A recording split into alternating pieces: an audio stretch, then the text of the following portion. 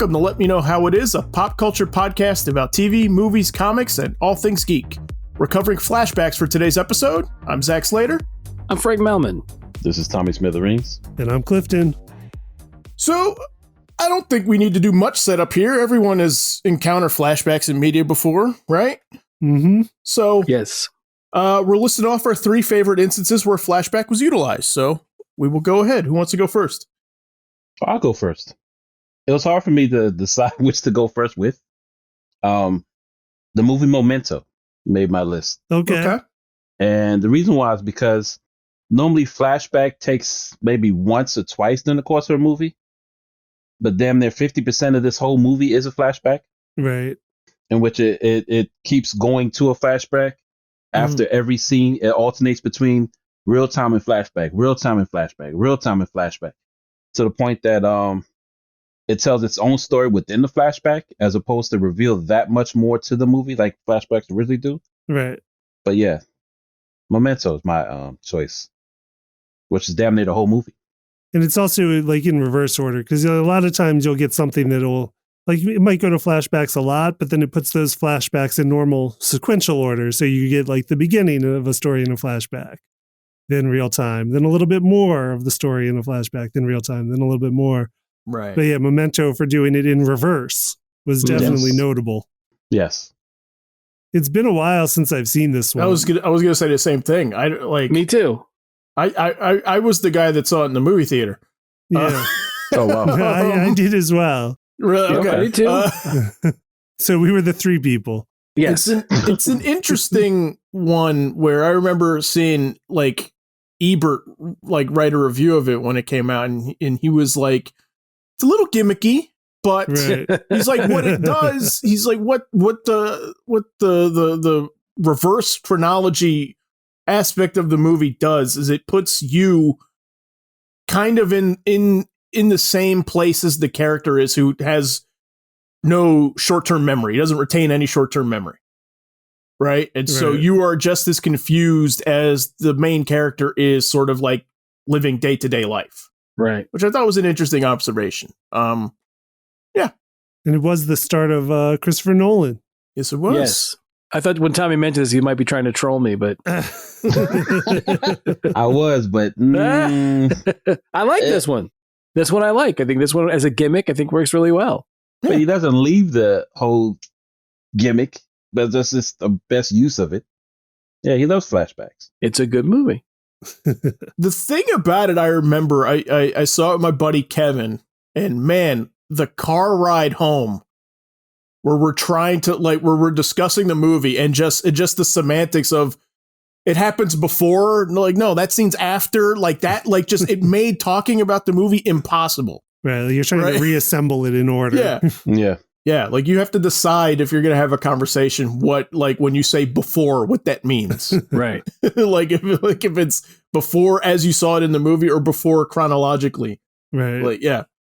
No, it's a good pick though. It's a good movie. I thought it was great. Yeah. It is. No one's arguing this one. I should go back and watch that again. I'm going to find out if it's playing somewhere. Yeah, no one is arguing this one. I remember the DVD had an option to play it in reverse. Yeah. So to play it in actual chronological order. Yeah. I've never done that, but It's a possibility. yeah, I may. It's currently on Tubi TV for free and Canopy if you have that through your library or something. Huh. But yeah, okay. No, it's a good one. It's a good one, Tommy. Should we move on? Do we want to? I just wanted to, what's more to say? It was a great movie. Other than that, right. Yeah. All right. So I chose, as opposed to choosing just particular, it's one episode, but as opposed to choosing a flashback, it's a moment where the show sort of turns on the idea of using the flashback, and then the main story becomes the flashback at that point. Okay. Well, I'm confused. Say that one more time. So basically what I'm saying is Yeah. Lost. I know what you're talking about. Yeah. Lost. Season 3 finale of Lost, Through the Looking Glass, right? Okay. Basically what they do at that point for Lost is one of those shows that basically I think for television really just hit hard the idea of we can tell our expositional story through flashback for all these characters, right? Mhm. And then they can show how they were connected before Flight 815 Right. and before they ended up on the island. And you get to this finale of season 3, and it's a 2-hour episode, and it's probably one of my, it's like, I would have to say of all the entire series, it's one of my, like, those 2 episodes are my favorites, just because it does this thing where instead of like it flash forwards, and then the main story becomes the flashback. Okay. Right. So we jump to the future from what we've been following as the present, and the present becomes the past. Right. And because it's one of those things where it's done in a way where you're like, well, maybe this is they don't really, there's not a lot of hand holding on Lost. There's not a lot of let's lead you along. Let's not baby duck you along for Lost. There's kind of like the feeling at first of like, well, is this the future? Wait, is this the past?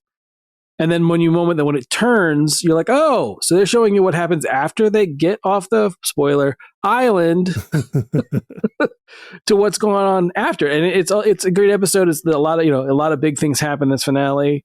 They show the moments that lead up to them, before and then the whole season after that is a long bit to get them off the island. But still, I love this episode. I love Through the Looking Glass. I think it's one of the best things they did as a series. Okay.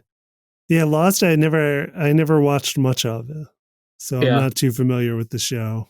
It was one of those that felt like, at least storytelling wise, and then I think later on it was either Lindelof or Damon Lindelof or Carlton Cuse, one of the producers, said, we looked at stuff like Watchmen and the way that Watchmen is able to tell so much of its story that you feel invested in the characters by learning about them before they get to the present events. Right. Mm-hmm. And Lost does that from the pilot on. And then, like I said, we get these glimpses from this point where it switches, and it's not, in shows that use a lot of flashback. I think like, it's not a show that I watch, but I understand like This Is Us is real big on flashbacks. Mm.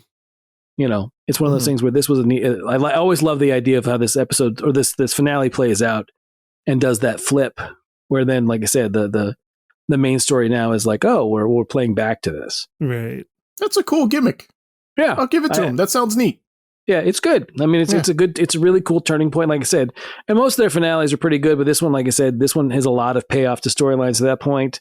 Mm-hmm. And Lost was one of those shows that love to like set stuff up.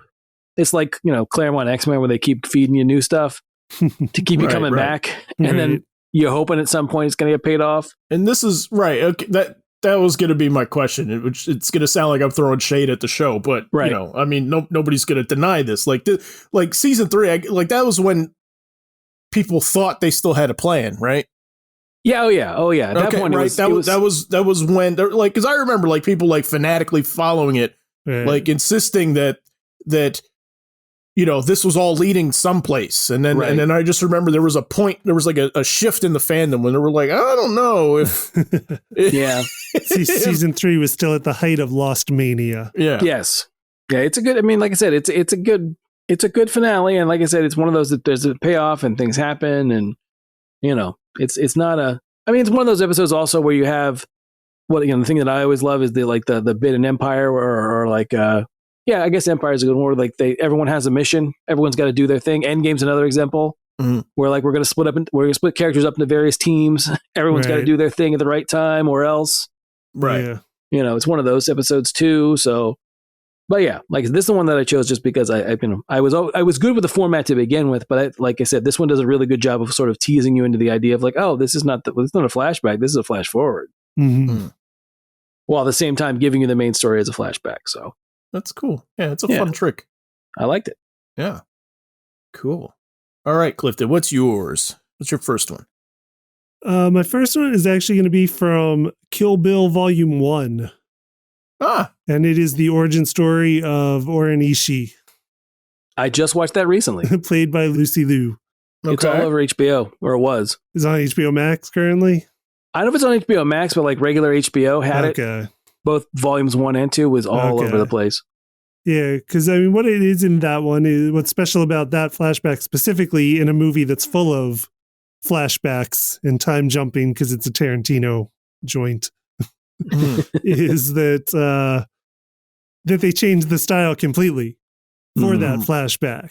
Right. And that's the flashback where it goes from being a live action movie to an anime. And they tell her whole story is an anime which was produced by the animation or the studio in Japan, Production IG, which has done a lot of great animation over the years. But yeah, I just think it was a great use of it to change it to play up with a style in a movie that's already done a bunch of different styles and is playing on a bunch of different inspirations, because Tarantino's always drawing, inspirations from a whole lot of other stuff and then just putting them in his stuff. And I thought it was a really cool, like, bold use of it for people to be like, okay, now we're watching an animated movie, and everyone went along with it, especially that, like, it's ultra violent. Yeah, but the whole movie's violent. So it's like, here's a different kind of violence and one that still fits. And like, I really like that aspect of it. I'm going to throw out another thing, because I do think he was a little bit inspired specifically there by the Japanese film Lady Snowblood. Okay. Which, like, the Kill Bill in general is influenced by Lady Snowblood. Lady Snowblood is a revenge movie from Japan in 1973, but it's set in more feudal Japan. But it's about a woman that's seeking revenge on the three people who killed her parents. And the whole movie is her quest for revenge. So it's definitely like a vengeance movie like Kill Bill. Lady Snowblood was based on a manga series that predated it before it was turned into a live action film in Japan. And in Lady Snowblood, the movie, they cover some story points and some flashbacks and some present montage stuff where they just skip over events by showing you art from the manga. Okay. And I think that in his drawing from Lady Snowblood that he kind of took that and was like, oh, I'll do like an anime sequence, because they just gave us like manga art illustrations in that movie to show us stuff that happened. So I do think it was a drawback from that too. And Lady Snowblood is fantastic and is currently on HBO Max, I know. Huh. Okay. So I did not see Kill Bill in the theaters. I have seen it. I know the scene you're talking about. I remember it. It's very cool. I'm just trying to think, like, was that in the trailers anywhere? Did people know that there was going to be that shift to a cartoon essentially, like in the movie? I remember before seeing it in the theater that it was mentioned in like interviews or in promo stuff for it that at some point it would shift, but I don't think they said specifically that was what it was going to be. I know I saw it in the theater, like opening weekend, I think, with some friends, and I did not know ahead of time that there was anything animated in it. So it was a surprise to me at the time. Yeah, I feel like, I mean, maybe my memory's spotty about it, but I feel like that wasn't really a known thing about it. Right. I mean, Frank, maybe, like you're saying, like the interview stuff that they would show like before trailers in the theater, like. No, like I mean, when they're doing the jumble on the screen when they yeah.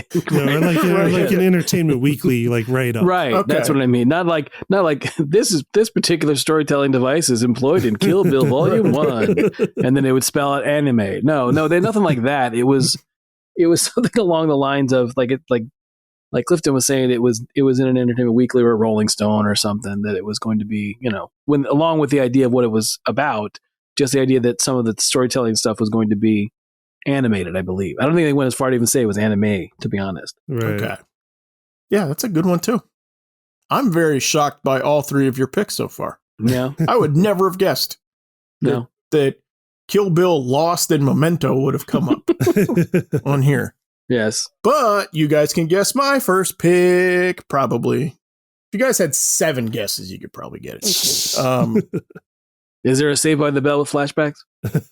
There were lots. Oh, okay. No, okay. That's not it. Okay, very good. I'm going to go with a Seinfeld episode. All right. Okay. But I'm going for a very, very small piece of a Seinfeld episode. So I'm going with the backwards episode, which is interesting.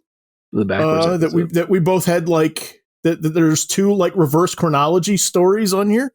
But it's not my favorite episode. I don't like, I thought it was a fun, interesting thing that they were doing for Sweeps Week, but what I like about that episode is at the end, they go so far backwards that you see the moment when Jerry meets Kramer. Okay. Right. And and it's Jerry like moving into his apartment, right? And he's like bringing in a couple of boxes, and they've cleared out the whole thing, right? And then Kramer walks in like in his bathrobe, his bathrobe, and he's like, "Oh, hey," he goes, "Oh, hey, you're, I saw your name on the mailbox. You're Kessler," and he's like, "No, Kramer," right? And it's in joke because Kessler was originally Kramer's name in the like pilot draft, and Kramer's like hesitant to kind of come into the apartment, and Jerry's like, "No, come on in," and he goes, "Oh, okay," and then he's like, "I'm gonna order pizza. I'm thinking, do you want to get in on that? Do you want something?" He's like, and Kramer's like, no, I don't want to impose. And Jerry's like, "No, come on, we're neighbors. What's mine is yours." Right. And then Kramer like walks in and then immediately starts looking around the apartment. He's like, "Really?" And I just love that that's the origin. That's like the invitation to Kramer becoming the freeloader that he's been the entire series. Right. Jerry doesn't know what he unleashed. Yeah, exactly. Exactly. So, yeah, no, it's a fun thing that I thought, which to illustrate how much of a freeloader he becomes. There's a moment. Frank, do you remember the episode when Jerry's in need of blood and Kramer donates blood to him, and Jerry like the neat freak is like, "Oh God," he's like, I could feel his blood inside of mine, borrowing stuff from my blood. Yes. It's a great line. Yeah. Yeah, it's a good one. Yeah. So that's mine. I mean, it's like literally like a minute scene in here, but I just think like it's a fun playoff of the characters, and it is, a nice reveal in the way of something that we all know is happening. Right. So that's mine. You guys would have guessed Seinfeld eventually. Oh, sure. Absolutely. That was Tommy's next guess. After Saved by the Bell. Yeah. Yeah. It was Saved by the Bell, Boy Meets World. Mm-hmm. Right. Ninja Turtles, then Seinfeld. Right. Yeah. All right, Tommy, you got, what's your second pick? Oh, easy. Fight Club. I'm sorry. I love Fight Club. It's the movie that keeps giving and giving, man. You're not supposed to talk about that. Oh, right, you're breaking the rule. Yeah. You're breaking the number 1 and 2 rule. And 2 rules of Fight Club, of course. Love Fight Club. I think I've used Fight Club to answer at least 6 questions over there. It has come up before. Yeah, and almost exclusively by me. Hint. But it was on my list this time, but I spared you by not using it first. See? But I knew it was going to overlap. It's that much of a great movie. Okay, that's what I was going to say. All right. Really not much need to clarify, but I was just going to say, you're talking about the movie, right? Not the book. No, I don't know what happened in the book. I never read the book. Okay. There's a book? Yeah. Oh my gosh. I need to get on that. There is a book. I've read the book. It's mostly similar, but they do have different endings. But I don't want to spoil it for those masses or those 2 people that didn't get the time to watch Fight Club. But there's a title character that is revealed, or his origin is due to a recollection of the main character flashing back to a scene where he thought he saw a particular character, and he's never really there. Right. Mm-hmm. Yeah. And it's embedded in, and what's funny is it's a flashback of a scene we already saw. Right. It doesn't exist past of what we've seen of the character for the most part. Which happens a lot in that is that, we watch a whole movie all the way through, and then they start showing us flashbacks that are like, nope, wait, like this isn't what we showed you before. Like it didn't happen how we showed you. This is how it actually happened. Yeah. This is really the movie you've been watching. Yeah. But what's crazy, what I liked about it is the supporting cast see it that way, which is funny to me. Like if you go back and watch it like 5, 6, 7 times like I have, you'll see that the supporting cast are in on it, but not the main character. Right. Like the other people's reactions are always the same in both versions. Mm-hmm. And it supports the idea of what really happened. Right. Yeah. But to me, that was a clever way of using the flashback in a way that who knew you weren't watching what you were watching, Yeah. And it is unexpected too. I remember like if you don't know the gist of the movie going in, right? Like, yeah. Like if nobody sold you the movie, like, oh, the twist is awesome, like you got to see this movie, right? It's unexpected. Oh, it's greatly unexpected to the point that it's on a level of disbelief that makes people hate the movie. Plays with your intelligence in for the most part, as far as how could that happen, Mhm. and why would people allow that to happen, knowing that it happened. Right. It's my dearly beloved Fight Club movie. I present it for y'all. I remember the first trailers for Fight Club ran with Phantom Menace because they were both Fox movies. Did it really? Yeah. Wow. I remember the Phantom Menace trailers were like Fight Club, Titan AE, and Frighteners, maybe? Oh wow. Mm. Something like it might have been Frighteners might have been a different year. It was definitely Fight Club and Titan AE. I remember being at the Phantom Menace trailers. Those are good trailers. Yeah. Yeah. That's cool. I think the Frighteners. Frighteners is a good movie. No, I That's know. what, It's just like, well, forgot it existed till just now. Like, that's Michael J. Fox, right? yeah. Yeah. Is that Yeah. Peter Jackson, it right? was 96. Yeah. So Frighteners Yeah. wasn't that year. Frighteners, I think I saw with like Independence Day trailers. Okay. But yeah, Frighteners was Peter Jackson and Michael J. Fox. Yeah. But it wasn't that year. So it was definitely Fight Club and Titan AE were the Right. Okay. Phantom Menace I trailers. remember the VHS had that. You remember when like you would like hold it at an angle and like the picture would like move? the Yeah. Frighteners. Yeah, I remember it like, had a, like a like- lenticular hologram. yeah, it Yes. had like the skull thing. I remember the VHS copy on it. Yeah. See, we're flashing back right now Yeah, Yeah. we are. Wow. Yeah, and getting sidetracked. we sure are. Anyway, wow, Fight Club. Everybody's throwing me for a loop on this one. And it was All on my right. list too. Was it? It was on your list too? No kidding. Yep. Oh wow. Right. It's a great movie. Okay. So Frank's gonna say like a Dog the Bounty Hunter episode or something Oh yeah, like that. can't Like- wait. That one's good. Flashes back when he was Pup, the bounty hunter. It's Right. awesome. Love those episodes. I Right. do. Yeah. That's the Yeah. animated series. Yes. Right. Yes. All right, Frank, what's yours? So for me, again, this is one you could probably guess. This is an episode of Taxi. Okay. All right. Sure. It's the season 4 finale, parts 1 and 2, called The Road Not Taken. And we get to basically see where a lot of the cabbies would have ended up had they not chosen the life that they chose to drive, a cab for a living. Mm-hmm. But my favorite sequence in the entire thing is the section with Reverend Jim, played by Christopher Lloyd. Mm-hmm. In it, Christopher Lloyd, you find out that Jim Ignatowski at one point was a student at Harvard. And he was basically working on his senior thesis on Plutarch's Lives. Right. And he's very much like, a Harvard man with his letter sweater, his Letterman sweater or whatever. And his roommate and his girlfriend are experimenting with drugs. So, of course, he's very stodgy and very against anti-drug and saying, no, this is not something that I want to get into. And his girlfriend shouldn't be doing this either. One of the guys in his pothead friend group is played by a bosom buddies era Tom Hanks, which is great. Okay. So basically what happens is that Jim, at the prodding of his friends and his girlfriend, he's saying, well, that's right. He says something along the lines of like, there have been studies that show that only one hit of marijuana is habit forming and leads to harder drugs. And maybe I'm that kind of person. And they're like, just try the pot brownie, Jim. And he does. And immediately he's Jim. Right. And he doesn't, obviously he doesn't finish school and then becomes, goes on this whole, binge conquest of taking all these various drugs over the years and then becomes a lovable character that we know in Right. Taxi. The other one that's not in this episode, but is another episode, is the one where the cab company lays off the cabbies, and I'm not sure what that episode is, but it's a Reverend Jim moment, and it's one of my favorite Jim moments where he becomes a door-to-door salesman of vacuum cleaners.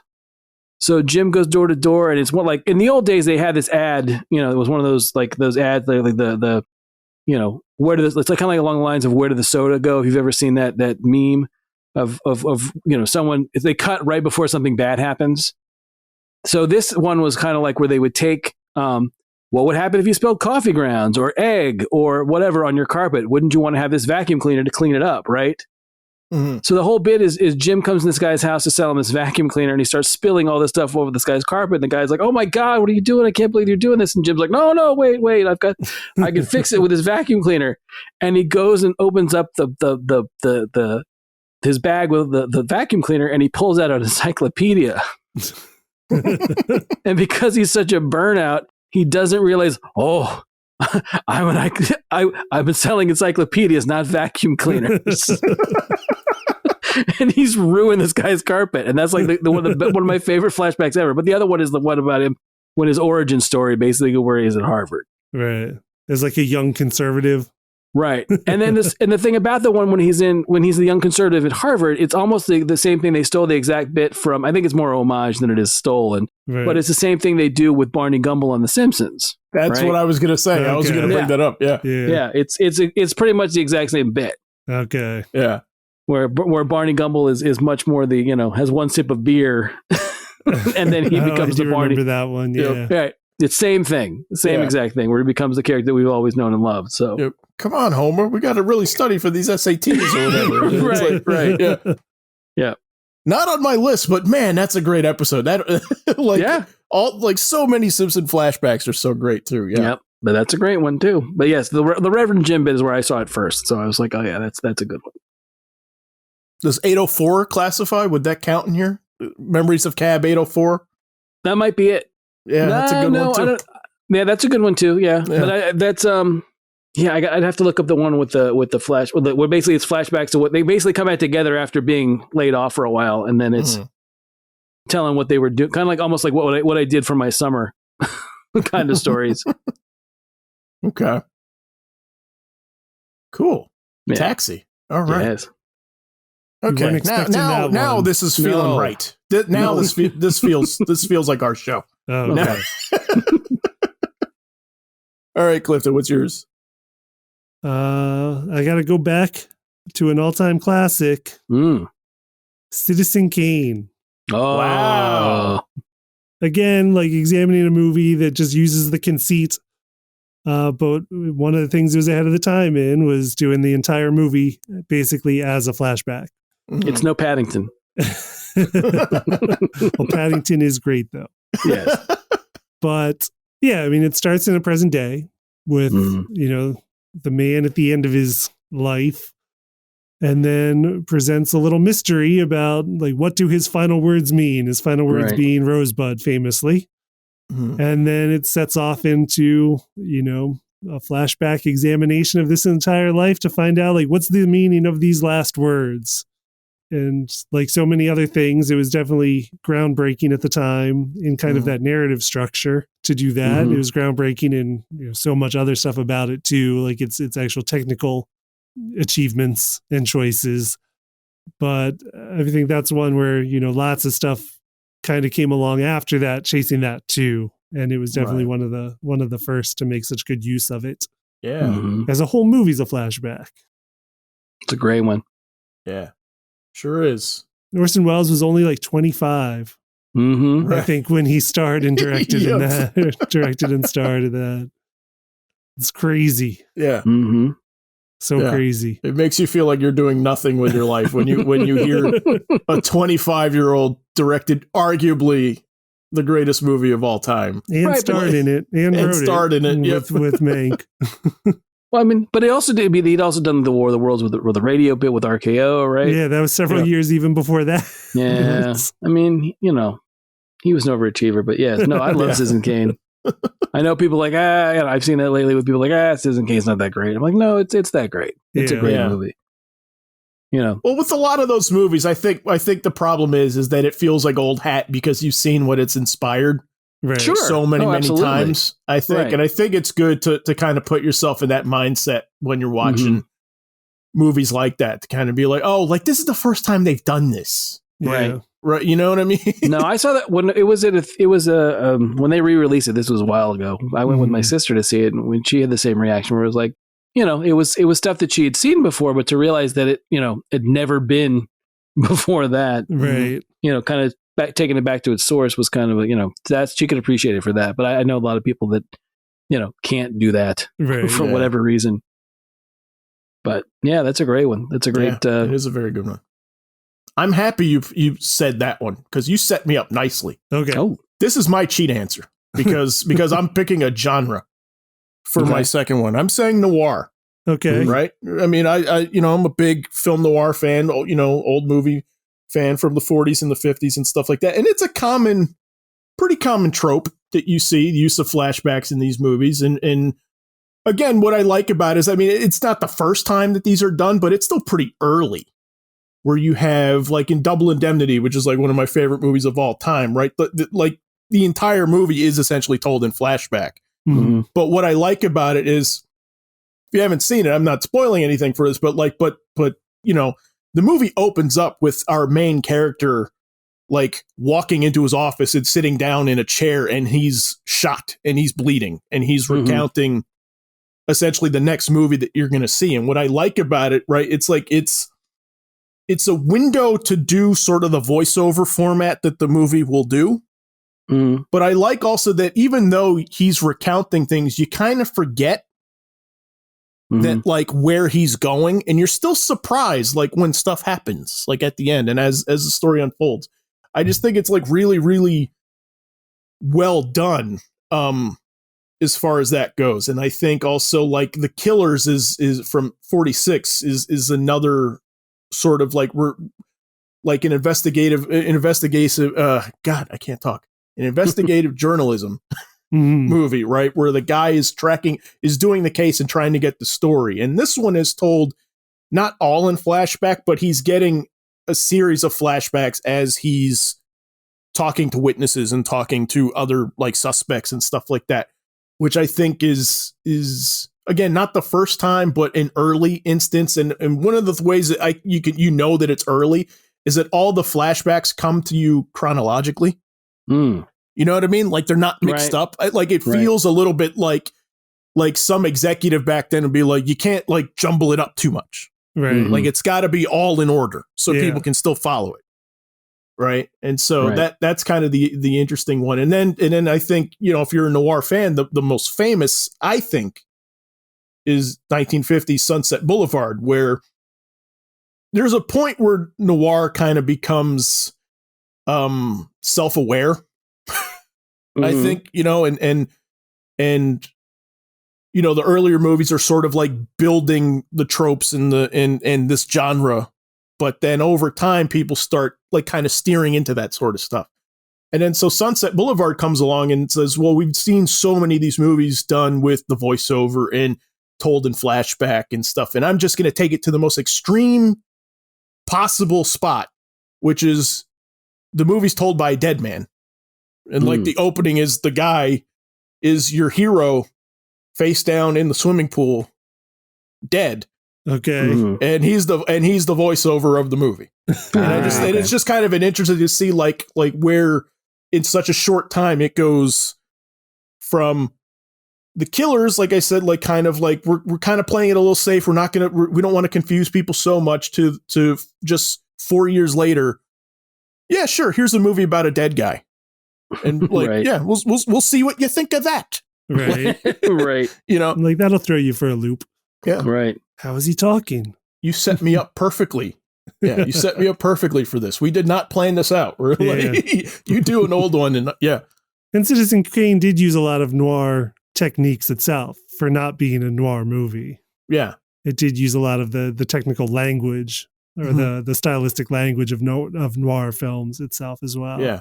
Which at that time it also had not really like been a thing for very long. Yeah. Like, I mean, I think even in some cases, I think Orson Welles informs noir. I mean, he's not the only source of it, but he definitely does dabble in the genre himself. Yeah. Like, or A Touch of Evil. Touch of Evil. Yeah. Yeah. Lady from Shanghai also was another one of his. Mm-hmm. But he also does a lot of stuff that's like theater stuff too, right? For atmosphere.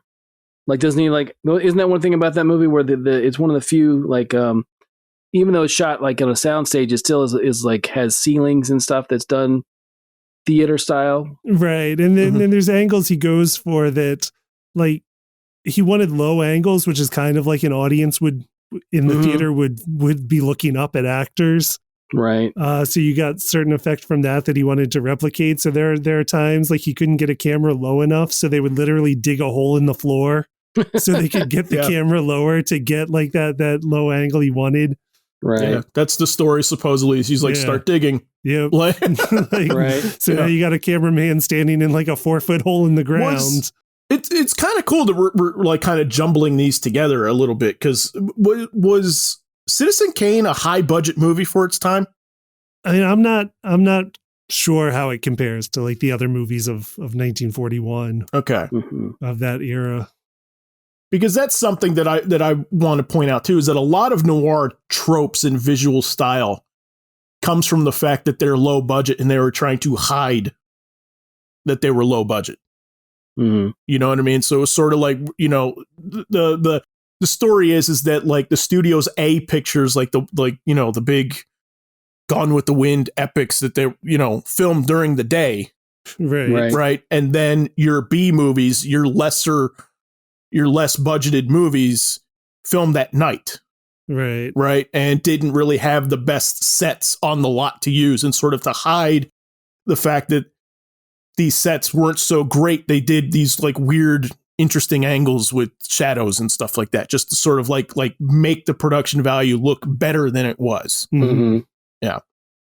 So that's what I was curious about, because I didn't know if Orson Welles was sort of dabbling with the same thing or not. Right. I also like the fact that Citizen Kane is basically designed to throw shade. Yeah. Right.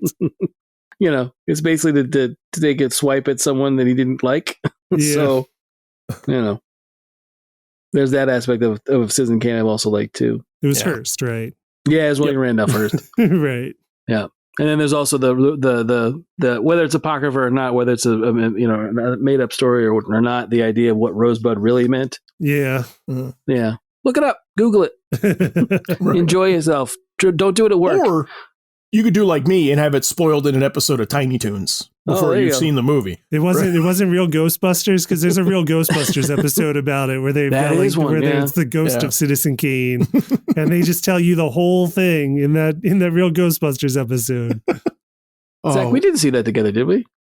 I would love to be in the writer's room. Sorry of that. We're like, let's just do Citizen Kane as an episode. Let's just do it. It's great. Yeah, it's a great movie. Straczynski, J. Michael Straczynski, showrunner of Real Ghostbusters, calling you out. Did we see that together, I Frank? don't know if we did or not. I don't remember. Yeah. I don't know that I've ever seen Citizen Kane in the theater Okay. before. Because I remember when they ran that, and then they were running, I think it might have been they ran a bunch of 1939 movies. Because that was the first time I ever saw Wizard of Oz in the theater, was the same time I saw Citizen Kane for the last time in the theater. Right. Okay. Yeah. So I will eat that stuff up though every time that stuff gets released. Oh man, yeah. All the movies I brought up, Killers, Double Indemnity, like I've seen all of those in the theater. yeah. Like at Film Fest and stuff. So yeah. Anyway. All right, no need to do a spotlight on Citizen Kane. All right. So we all did 2, right? That was 2 for each of us, right? Okay. Mm-hmm. Awesome. So we each have one more. We've saved our top choices for last. But first, if you like the show, you can check out all of our episodes on YouTube and letmeknowhowitis.com. Just please, however you find us, don't forget to like, subscribe, and leave us a review. Finally, if you have any ideas for a topic on the show, send it our way on Twitter or in the comments. Our Twitter handle is our show's initials, LMKHII. All right. So let's go around. Tommy, what is your top choice for Flashback? Oh, that's a toss-up for me. I had 2 choices for that. Trying to see if I should. It's a Pixar movie. Okay. Mm-hmm. Anybody has a Pixar movie for the last one? No. No. Oh, then I say both then. Okay. Ratatouille. Right. Oh, I didn't know you were going with this one. Okay. It's not the one that jumped in my mind either when you said Pixar. Oh no, but it instantly did, because to me it culminates on one that moment. See, I like to explain it in depth, but again, there's some people who haven't seen it. So, Well, what I like about the do your flashbacks. spoiler alert right now. Spoiler alert on Ratatouille. Spoiler alert for Ratatouille. Now you're safe. You're covered. You can go into it. When the chef eats Ratatouille's meal, Okay. and it instantly reminds him of home or a lesser time before he was a critic, Mm. and then him recounting, and then folding back on the whole story of anybody can be a chef. So then he opens up his mind to the possibility of him of Remy. Remy, being a great chef. But Yeah. I just like it because that feeling of home that you get when you eat a specific meal that reminds you of home. Mhm. So it's very poignant in its depiction of it. That's a good one. The other one, Yeah, that is Again, a a good Pixar And the movie. meal was the titular ratatouille. yeah, Mhm. Well, it's a nice bit too, because also it's the jerk has a heart, and you Right. see it, right? Yeah, well, it yeah. humanizes him basically. It does. But that's what brings him down. But that's what brings it. That's what the moment is. Just to remember that you were once a little kid. Whatever. Yeah. But long story, the other one is No. You don't have to long story short it. We got time. no. What I was gonna say is Coco. Okay, I still haven't actually seen Coco, but go ahead. See, No, it's Don't fine. spoil this one. Coco is No. wonderful. No, Coco. You should see that one. I won't spoil it at all because it generally it's a heartfelt moment Okay. Yes. with the reveal. Yes. And it does it in such a way that even if you suspect the ending, Mhm. hmm it doesn't shy away from you bawling because of Yes. how strong the connection is for that flashback. Oh, I cried. Even me telling you there's gonna be a flashback still will not prepare you for the emotional response that Right. flashback will give you at the time it occurs. Yeah, Coco Brilliant got me for music. sure. Oh yeah, Okay. I don't think there's anybody that it doesn't feel anything as a Yeah. response to that flashback. Oh man. Yeah. I'm pretty sure it's Even on that- Disney Plus, so I definitely. should go watch it. Yeah. Oh yeah. It is. Yeah, Clifton, Yeah. it's a great one. I Yeah. was watching it with my wife and my newborn daughter. I was like, "Yeah, sure, we can watch this," and not expecting that it was going to floor me the way it did. Yeah. Right. It's a punch. It's Yeah. a Well, that hard was- punch. That was the one, Frank, that you had brought up to me when we were talking about how, like, when we became dads, like we Yeah. suddenly we were like it was easier to trigger us to cry. Yes. and I remember you telling me, and I was saying that, and you were like, "Oh no, like I saw Coco," and Yeah. Well, I mean, it was like I said. I just thought we hadn't seen it. My wife and I hadn't seen it because we were busy with newborn stuff, and it was one of those things where I remember we sat watching it on. We had time to watch it on a laptop. That's how busy we were with newborn stuff. Mhm. And it was one of those things where I had to look away because it was so. It's emotional. Yeah. Okay, but if you're gonna refer as far as the dad stuff concerned, to Mhm. me, the best dad show, the dad flashback that I felt Mhm. was Finding Nemo, Yeah, that's a good one too. Okay. and it's the scene That's a good one too. where Nemo is told what his father does to get to him, because Mhm. his impression of his father is nothing close to what he's doing. Right. And as a result of what he's being told, it inspires him to be better. Mhm. That scene messes me up Yeah. because it's the notion that your kids have no idea of who you are, only what you present to them and what you tell them, like Right. it or love it. Right. But when it comes to, nails to the wall, you got to do something for your kid, Mhm. it drives it home. And there's no, and then when they know that you're bigger than, that feeling of devotion that it shows of who you are to them, it changes everything. Right. That's what really hit me as far as the father is concerned. But Yeah. no, my two choices still Coco and Ratatouille. All right. That's a good one. Even your secret third choice, Yeah. still not the Right. Pixar movie I thought you were going to say. Right. See, like we can keep this Pixar subsection going for a little bit, and, Oh, and definitely. I think we should honestly, because Pixar makes great use of flashbacks. Yeah. So this isn't my pick, but I'm going to throw in a few Pixars while we're here, Okay. while we're just Go ahead. hanging out here. And the first one I'm going to go to is Up, That's what I thought you were going to do. Yeah. which opens with a phenomenal flashback sequence. Yeah. And it's to the point where, like, I'm not throwing shade at the rest of the movie Up, but I Mhm. think that that opening is so good and it engenders Yeah. so much goodwill towards the movie that people think the rest of the movie's better than it is. Mhm. Yeah, it does. Yeah. It does. But I mean, the rest of it's not bad. But No. that first opening sequence, which is the flashback of what's the old man's name?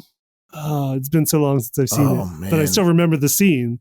Well, it's Ed Asner, right? We'll That's say the Ed voice. Asner. Yeah. The old man. I mean, it's the The old, flashback to his life up to the point of he's an old man, but quickly shown and so emotionally shown, and what gets him to the point of wanting to attach Carl. balloons to his house to fly away. Carl, yes, Yeah. that's right. Carl. Carl, yeah. So we find out, like, right in that opening scene, like, what brings this man to the point of blowing up thousands or millions of balloons, however many it is, and attaching them to his roof, and why he would do it. And you're completely on board because of what you've seen in that, 5-minute sequence. You're like, yep, like, let's do this. Like, I'm there with you, man. With not a word spoken. Yeah, too. with no dialogue at all. Yeah, completely wordless, dialogueless montage. Yeah. Of his life and his love and what happened. Yeah. Yeah, that's the one I thought you were going to say, Tommy. That's a great one. Yeah. Oh no. That, to me, the weird thing about that one, it is as emotional as that is. Mhm. I remember a comedian once making a joke saying that's the best case scenario for a relationship. Is grown old enough to watch them die, and that's the best case scenario. Right. Yeah. But even that one, I mean, Up gives you the dad feels too at the end. Yeah. Oh no, it Too. definitely Like does. there's, I mean, man, Pixar just crushes it, like with the memories, emotions, the emotional stuff. And then Mhm. and then most recently Soul on Disney Plus now, Soul as which well. is full of flashback storytelling and is also great. I'm going to say even Cars because my son loves it and I watch it every day right now. Right. But I mean, there's that bit where you see, like, Radiator Springs in its heyday, and it's got like the who's it, like Garfunkel playing or something like. I forget what the song is. I should know this. I just watch it every day. But it is like it's effective, And listen, hey, it's not just because my son loves it. I mean, it's like I'll defend Cars. I think Cars is a better movie than people remember, and I think that they're just so colored, I think, by the fact that there was 100 of them and 80 spin-offs that came within 4 years of it. The thing was, I didn't, again, getting back to having kids, I'd never seen it till recently. I watched it within the last year, and my initial reaction was, well, so Cars is Doc Hollywood with Cars. Right. And I love Doc Hollywood. That's what it's like, as being a fan of Michael J. Fox and then some of the movies he's done that aren't Back to the Future. Right. I love Doc Hollywood. I was like, that's what Doc this Hollywood, like 89 or something like that. right around there. Late 80s. Yeah. But it's the exact same. He's a hotshot, goes to a small town, falls over the small town. He gets gets stuck between point A and B on his journey and finds out, like, this middle of nowhere place has some heart. Yes. I just watched that for the first time, honestly. Like 8 months ago on TV. Okay. Yeah. Doc Hollywood? Yeah. I was watching Doc Hollywood on, like, it was on Pop or something like that, like in the morning. And my wife comes over. She comes in, like, from her parents' house, where she's like, "What are you watching? What is this?" Well, I love Dave Dr. Steers as the mayor, and it's got Woody Harrelson and Bridget Fonda, and it's got what's her name, Julie Warner, and then it might have been like one of Bernard Hughes's last roles. Might have been where he's playing the old curmudgeonly doctor. Right. Mm-hmm. Yeah, I love Doc Hollywood. Like I said, but I had no idea that Cars. That's what Cars was. Like I just knew Cars. I thought Cars was more about racing. Right. Like I knew for sure it had some more to it than that. But yeah, I had no idea that's what it was. That was 91. Doc Hollywood was 91. Gotcha. Pixar, man. Yeah. And Doc Hollywood. Yes.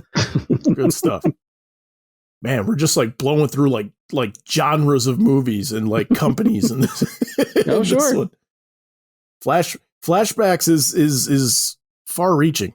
Yeah. Oh yeah. All right. So Frank, what's yours then?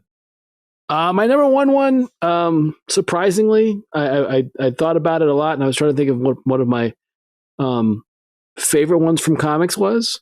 I'm shocked it's not Taxi. Really quick. No, that would be flashing back to earlier in the episode where I spoke about Taxi. No, one of my favorites, and it's from the Silver Age, and I never really thought about it until when I started thinking about flashback stuff, is Fantastic Four #1. Okay, yeah. And the idea that it's in most of the origin stuff from that time, from that Silver Agey time, from like when Marvel's getting started, a lot of it is very much straightforward, straight ahead. This is our character. The character's going through their day, and then something extraordinary happens to them. Right? Don Blake finds a cane and becomes Thor. Right. Peter Parker gets bit by a radioactive spider on a field trip. Bruce Banner's on a bomb site. Right, all that stuff, but not the Fantastic Four. Like from page one, they're the Fantastic Four. Like maybe they're not in costume, right? We have the bit with, with Johnny's fixing the car, and then has to fly out. Sue is shopping, I think. Yep, has to catch a cab. As she's invisible. Ben's trying to find clothes, that kind of thing. Goes to a tailor. Right. And ends up tearing his stuff, and then is trying to because it all starts with Reed firing off the signal, right? He's letting them know that, hey guys, you got to come back to the Baxter Building or whatever. We got to get to it. So they're all in their bits doing their thing, and then they all come back together, and then Reed starts to flash back to what started it all, and that was kind of like it's not for being that right out of the gate. They don't really follow that formula. I don't think all that much after that.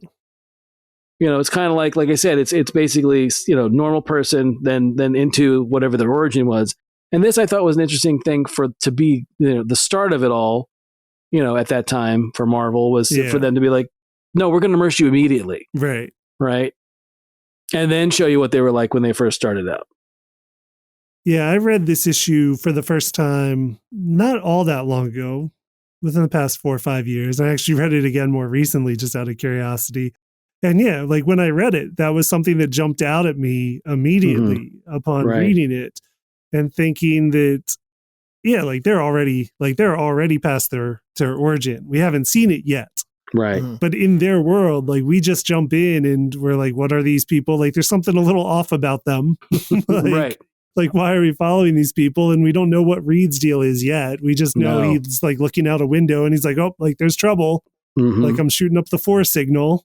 Right. And so then it's the other 3 of them out where they are in the city, like Frank was saying, and seeing the signal and being like, gotta go. They gotta drop what they're doing because they're like, oh, Reed says there's trouble. And then you kind of start to piece together oh, Sue's invisible. Oh, Johnny's fire. Oh, Ben Grimm's like a monster.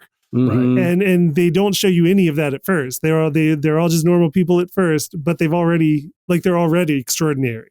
Right. So it was a very interesting thing to the point where I'm like, that's how they need to do the movie. I'm like, this is such a still sophisticated open compared to especially other stuff back in the 60s, the other comics back in the 60s. This narrative structure still works. Well, the other thing is the idea that a lot of times it was the Challenge of the Unknown or people or say the Justice League or whatever, everyone was already in costume. Even you look at the cover for FF1, they're just in, Ben's in his, some form of, short shorts or whatever he's wearing.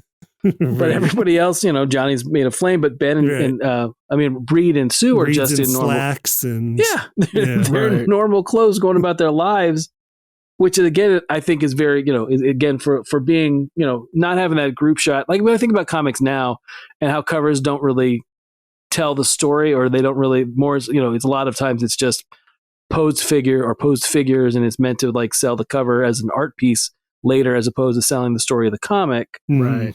This one's got them on the cover fighting a mole man monster. Yeah. In plain clothes mostly. Yeah.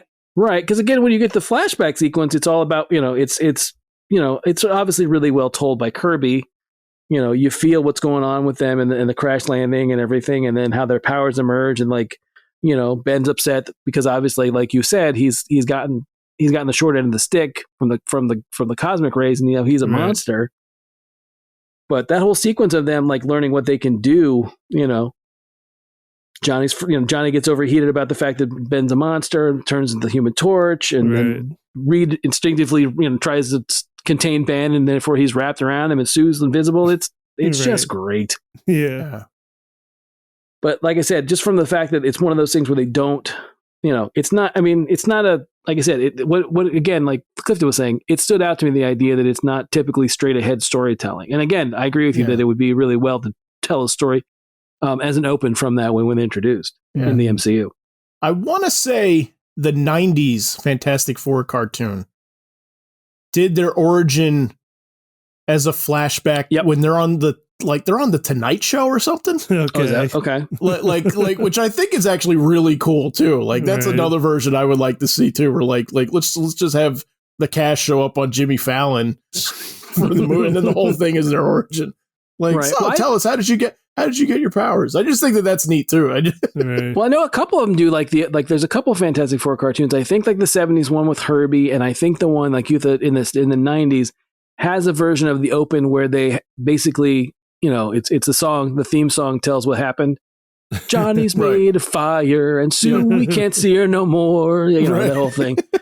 That's the guy's singing, Fantastic Four. That's the whole thing. That one I think has the actual origin in the open, so you can see what happened. Right, that's where it happens to him. I want to say that they did a Tonight Show thing, which I could be right, because man, that show was on at like 6:30 in the morning, and even for me, like however old I was then, right. I'm not getting up that early. There's no way.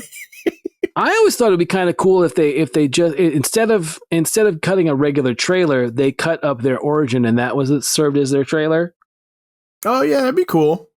And it was basically like the four of them, doing like we talked about in the comic, they're doing their natural normal things as the Fantastic Four, and then that Fantastic Four signal goes off, and then all of a sudden it's racing into what they got to do, or having the origin be that Reed and the rest of them stole a rocket, and now they're bombarded by cosmic That's rays. An interesting idea, though. Yeah, and that way you get the trailer is doing work for you. Like, yes, here's the origin. Yeah, here, right. Yeah, get literally everybody on board, because I'm assuming that even still, like maybe more people will see the trailer, right, than the movie itself, and then like you could just kind of start the movie, right. Like, yeah, that's a neat idea. Yeah, it would basically be like a short film, like a prelude short film, a prologue. And since it's a trailer, you just show it before the movie when it, right? in case you missed it. Yeah, yeah, that's genius. Thanks. That's really cool. Something should do that. Yes, I agree. That's why I was like, no, that the trailer would get, again, for all the stuff that like we've seen, Uncle Ben get shot a million times, and we've seen the Waynes Martha Wayne's pearls, fall a million times, and that we could do away with if we just did it as a trailer and then move right into the movie. Right. But I think Fantastic Four could really do it well, because it would mirror well the first issue. Right. And I do remember what Susan's bit was. She was at a tea party. Okay. In the first episode, and like the woman she's with looks out the window and is like, what is this? Like, what do this words in the sky mean? And then Susan just turns invisible. And her friend's like, where's Susan? Like, what happened? Right. Yes. Is she Batman? And then she catches a cab invisible, and the cabbie just goes with it. Right. Well, it's almost like a Bewitched bit where like the money's there just floating in the air, and the cabbie has to take it, and he's like, I know I picked the wrong day to stop drinking, or something along those lines. Right. Yeah. No, that'd be a good one. I think Green Lantern would be a good candidate for that, though. Mm-hmm. The origin in a trailer. Sure. Also, Flash, less said about it, the better. Mm-hmm. Okay, so who? Clifton. Yeah. What's yours? So my number one, I'm pulling another Citizen Kane here. Oh, okay. I'm going back in time to a movie that was groundbreaking, and it has been much imitated, and that is Rashomon, the Kurosawa film. Which has a thing called the Rashomon effect because of how often it is imitated. And in Rashomon, it's set in feudal Japan, like about half of Kurosawa's films are. Right. And revolves around a crime and people trying to get to the bottom of what happened. The movie is basically made up of 4 interviews of sorts from witnesses who saw it. And they all tell you conflicting things. Mm-hmm. So we see it happen 4 different ways.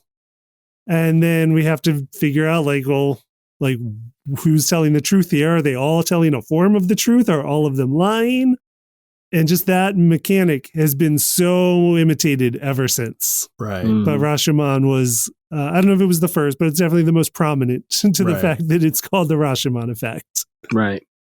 And I mean, some examples of things that have played with it: Usual Suspects, Hero, which is the martial arts film from 2002, Gone Girl more recently, Vantage Point from 2008, and some others that I'm just not thinking of. But yeah, so that was mine, which is a great one. I mean, I can think of so many things that have used that. have played with that idea of multiple unreliable narrators and Mm-hmm. I've never actually seen Rashomon. I've only know of the effect or the the conflicting narratives. Right. I remember there's a great episode of King of the Hill that uses it. Okay. where they want to be volunteer firefighters and a fire gets started in the fire house. Okay. And they're all, and it's one of my favorite bits of like, you get to see how Bill sees himself like with a full head of hair, and they all, Boomhauer. That's what the other favorite bit in it is the fact like Boomhauer, he speaks perfectly and everyone else speaks weirdly around him. Right. That's so funny. It's a great bit. Yeah, no, it's a terrific movie. This is one that I managed to see in the theater also for the first time, like in a film festival too. And God, it's what's so funny is that you bring up how often it's used and how inspirational it is. And it's like, it's not even the most inspirational thing Kurosawa has done, right. which is the weird thing. I mean, we were talking maybe the greatest filmmaker to ever live. Yeah. You know what I mean? Like, yeah, it's nuts. He's, there's just one of him for sure. Yep. Oh my God. Yeah. Good pick. All right. So for my last one, I am going with season 2 episode or 2-parter from Legend of Korra called Beginnings. And it is a 2-part episode that shows the origin of the Avatar, essentially shows us the very first Avatar and how it came to be. And all the world building, that, is tied to it. We see, if you guys don't watch Legend of Korra or Avatar: The Last Airbender, you should. It's great. But when you're the Avatar, you are the only wielder on the planet of all 4 elements. So you can bend air, water, earth, and fire. And it shows us like how that started. And every avatar has like a spirit animal that accompanies them. And it shows us how that started. Like, and just how the world and the spirit world got out of balance. And what's so cool about it is that like it's a stylistic departure as far as the visual style, but not so different that it feels like a different show. Like it's definitely like in the same family, and it's an episode of Korra, but it looks different from all the other episodes. Right. It's got like this kind of like airbrushy, like an ink wash, like an old ink wash. Yeah, it's a beautiful episode. It's almost like a creation myth, almost. Right. Like it always reminds me of that. Like, right. Where all these cultures have these cool stories about like how the world came to be, how the world was birthed, right, and stuff like that. And it's just sort of like, it reminds me so much of those. And it does borrow directly from some Japanese creation myths that are shared by other cultures in the world too, such as the world turtle. Right. But that's a Japanese one. The world rides around on the back of a giant turtle. Right. Mm-hmm. Yeah, 100%. It's just like, it's a terrific episode. Or 2 episodes, I should say. It was a 2-parter. Yeah. And like, I mean, my jaw just hit the ground when those came out. So what season was that in? That was season 2. That's like middle of almost, season 2. Yeah, almost midway of season 2. And it was featured different voice cast because it was entirely not in the present. And it was Steven Yen. Mm-hmm. Is that who was the voice in that? Yep. In that episode? Avatar 1. Yeah. Yep. Yeah. Who then has later done other voice work, such as Voltron, where he was great as Keith, and Invincible, where he's Mark Grayson. Yep. Yeah. He's good. He's very good, yeah. He was nominated for a bunch of awards this past year. Oh, yeah. Too, right? Yeah. For Minari. Yeah. Just a terrific. I mean, like, again, if you guys haven't seen it, watch the show. But if you could just watch these episodes also. Yeah, I mean, those 2 episodes stand alone as their own little thing. Yeah. It's got a frame narrative to it where, like, Korra is sort of like in the spirit, like she's sort of like in a trance and sort of like having this story told to her sort of by the spirits of her past self, because all the avatars are part of essentially her. it's the same life cycle for Right. the same soul is coming back as into a different body every iteration. Right. Awesome show. Awesome show. I love it. Which I think you can actually find the scripts for these episodes too on I think it's DiMartino's like blog. I think he had them posted. Okay, Michael DiMartino. Yeah. Co-showrunner. Yeah, which is cool stuff. So if you're into how shows look like on the page, you could definitely check that one out also. So that's Flashbacks. All right, listeners, tell us your thoughts on Flashbacks. Do you love them? Do you hate them? Indifferent? Do you have a favorite that we didn't touch upon? Let us know. We want to hear from you guys. As always, we'll post links and examples to everything we talk about on letmeknowhowitis.com. Please remember to like us and follow us on social media. Thanks for being here, and we will see you next time.